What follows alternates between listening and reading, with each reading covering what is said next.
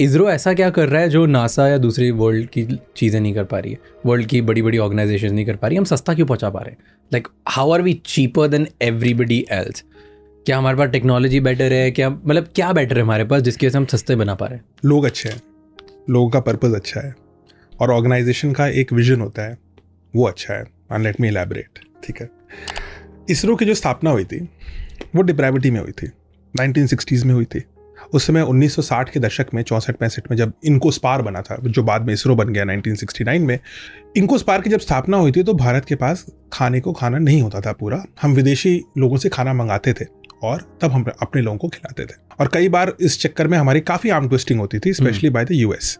तो जैसे ही हम कुछ ऐसी बात करते थे कि जो यूएस को पसंद नहीं होती थी, तो यूएस क्या करता था, जो हमारे लिए खाना आ रहा होता था शिप से, कैंसस से आता था यूएस में, कैंसस में काफ़ी फार्म्स हैं, उनका एक स्टेट है, जो शिप आ रही होती थी उसको वो डाइवर्ट कर देते थे रातों रात।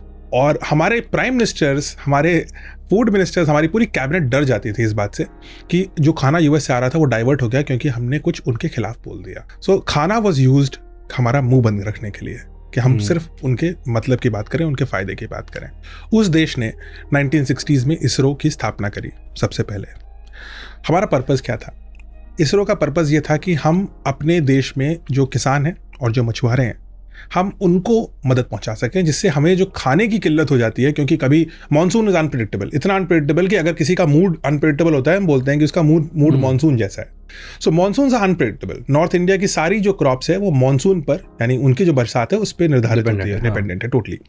सो जो वो निर्भर करती है, इस वजह से मॉनसून अगर अनप्रेडिक्टेबल है तो फसल भी अनप्रेडिक्टेबल हो जाती थी। तो ये फसल के साइकिल्स आते थे।